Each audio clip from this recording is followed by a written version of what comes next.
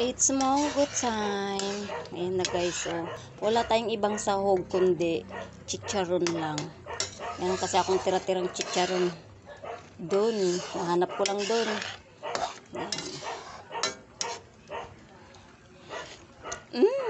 Kahit hindi Friday, basta munggo. So, ilagay na natin guys yung ating, ito yung partner natin sa munggo.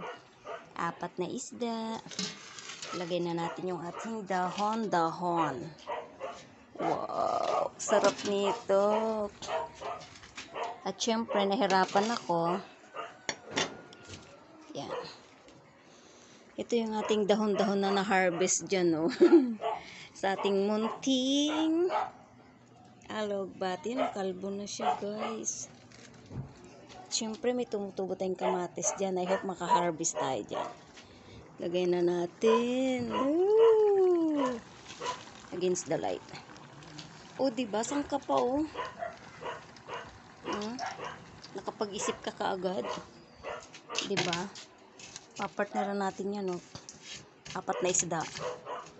At syempre, para sa Junakis yan sa kanila. Baka, kulangin sa akin tong isda, char. Ang takaw. Sagarin natin. Uy, sayang. Ayan, oh. Oh. Init. Init ng panahon, guys, no? Tingkad ng araw. Ayan, oh. Sarap nito, oh. Simple lang. Pero masustansya. Diba? Hindi mo na kailangan maraming sahog. Chicharon ka lang dyan, eh. Sarap. Diba? Ano ba ngayon? Martes pa lang.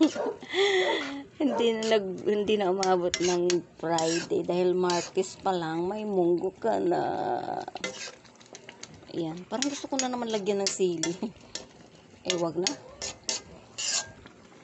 Oh, diba? Tikman. Isang cubes lang yan at asin. Okay na yan. Oh my God. Ang sarap. Hay nako.